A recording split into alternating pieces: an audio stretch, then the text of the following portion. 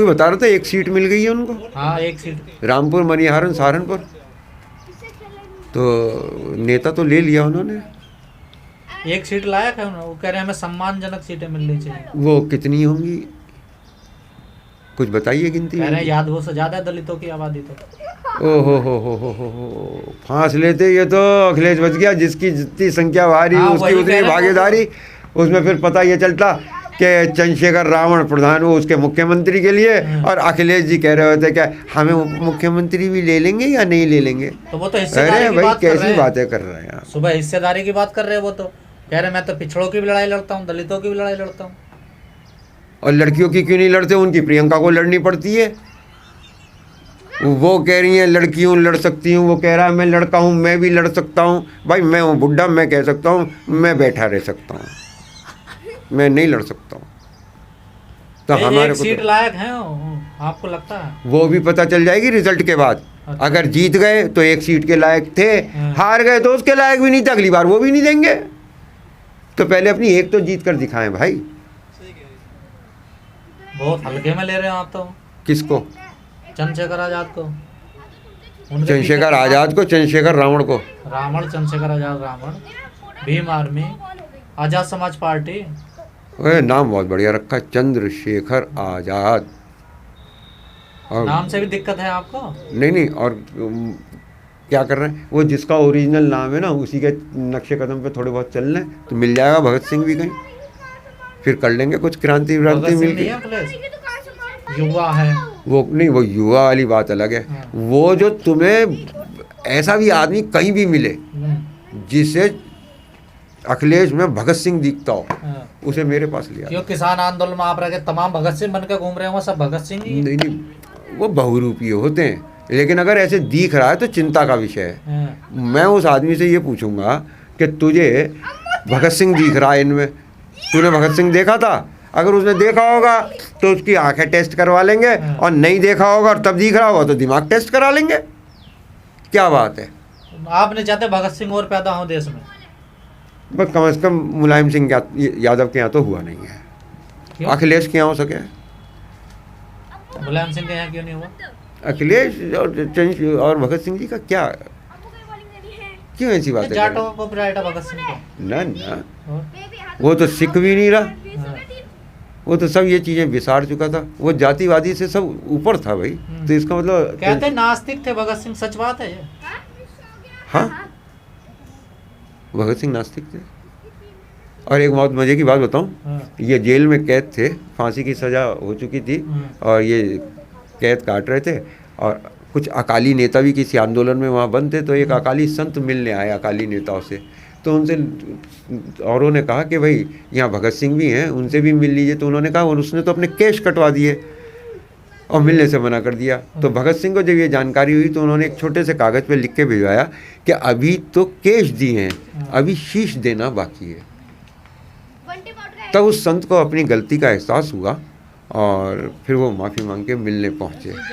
तो मेरे भाई ये बात तुम इस तरीके से समझ लो कि भगत सिंह रोज़ रोज़ जन्म नहीं लेता, और हम मजाक में भी अगर उसकी तुलना इनमें से ऐसे किसी चरित्र से कर देते हैं तो चाहे वो कोई भी क्यों ना हो।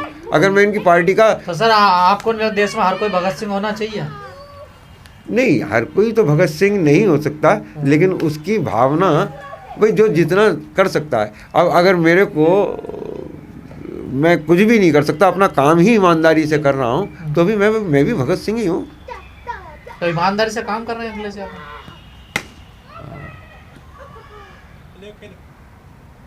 पिछली बार वाले में तो बहुत हंगामा था, और अब की बार उम्मीद करते हैं कि हमें भारत को एक ऐसी सी, उत्तर प्रदेश को एक ऐसी सी सरकार मिलेगी जो दलगत राजनीति से ऊपर उठकर और लोगों की समस्याओं का निराकरण करने की कोशिश करेगी और जाति और धर्म की राजनीति में नहीं फंसेगी। नहीं, अभी किसी को जश्न नहीं मनाना चाहिए, अभी इलेक्शन है और ये टाइम ऐसा है, अभी तो शकुनी के हाथ से पासे छूटे भी नहीं है, फिर वो ऐसे करके टक टक टक। महाभारत के रावण की बात बहुत करते हो आप, क्या चक्कर है वकील साहब?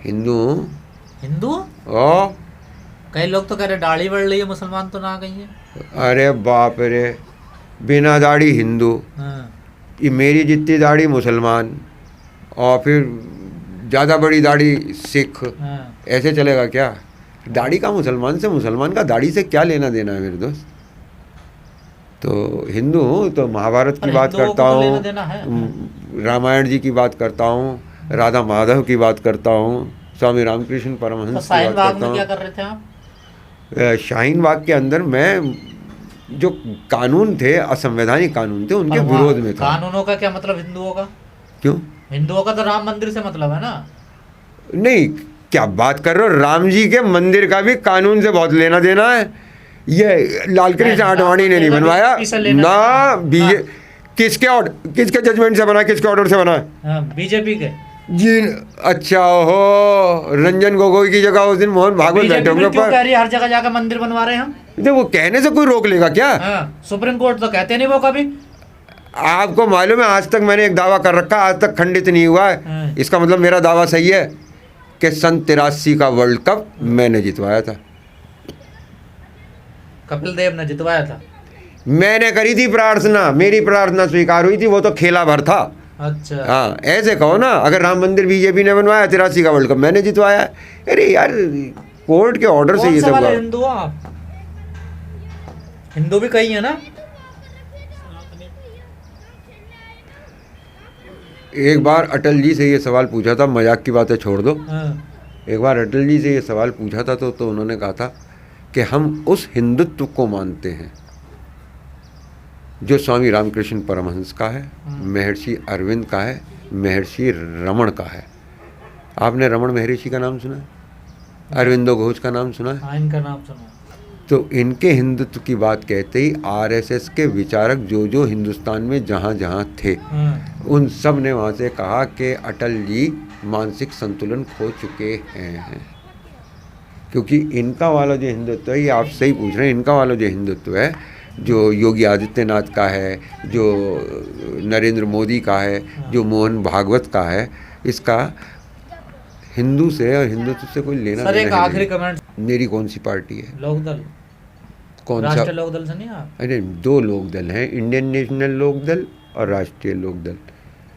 तो मेरी तो कोई पार्टी नहीं, मुझे किसी ने मेंबरशिप नहीं दे रखी। इंडियन और राष्ट्रीय अलग अलग हैं क्या? हाँ, हरियाणा जाओगे जमुना पार करके तो इंडियन नेशनल लोकदल है, और जब इधर आओगे यूपी में तो राष्ट्रीय लोकदल है। चौधरी चरण सिंह जी वाला जो है, वो चौधरी अजीत सिंह ने वो राष्ट्रीय लोकदल कर लिया था, चौधरी देवीलाल वाला इंडियन नेशनल लोकदल हो गया। वो तो लोकदल ही कहते हैं ना अपने आप को। कौन? चौधरी चरण सिंह वाले जो हरियाणा वाले? नहीं, वो तो उधर वहाँ तो वो है, चुनाव भी नहीं लड़ते। कौन कह रहे हैं भाई? अभी तो अभय चौटाला एलनाबाद से जीते हैं इंडियन लोकदल से। वो हिंदुस्तान में दूसरा इनेलो है, वो दूसरी इनेलो, इंडियन नेशनल लोकदल, INLD। अच्छा, नेशनल भी है उसमें जुड़ा हुआ? जी, राष्ट्रीय से नीचे बात ही नहीं होनी है कोई। और ये लोकदल वाले भी तो हैं? वो तीसरे ओरिजिनल वाले हैं, उन्हीं की ब्रांचेस फट रही हैं ये सब। अच्छा, वो ओरिजिनल है जो सबसे पीछे रह गए। तो ये ऐसा होता है, जैसे जनता दल यूनाइटेड, जनता दल अखंड, जनता दल खंड, जनता दल, तो ये इस तरीके से चलते रहते हैं आगे। जनता दल यू, हाँ, जनता दल मी, जनता दल ही, जनता दल शी, तो ऐसे बहुत सारे बनते जाते हैं। जैसे CPI-M, CPI, ABCDMG, ऐसे पूरे कर लो ना। एम से क्यों शुरू कर रहे हो? CPI-A, CPI-B, CPI-C, CPI-D, सब नाम से।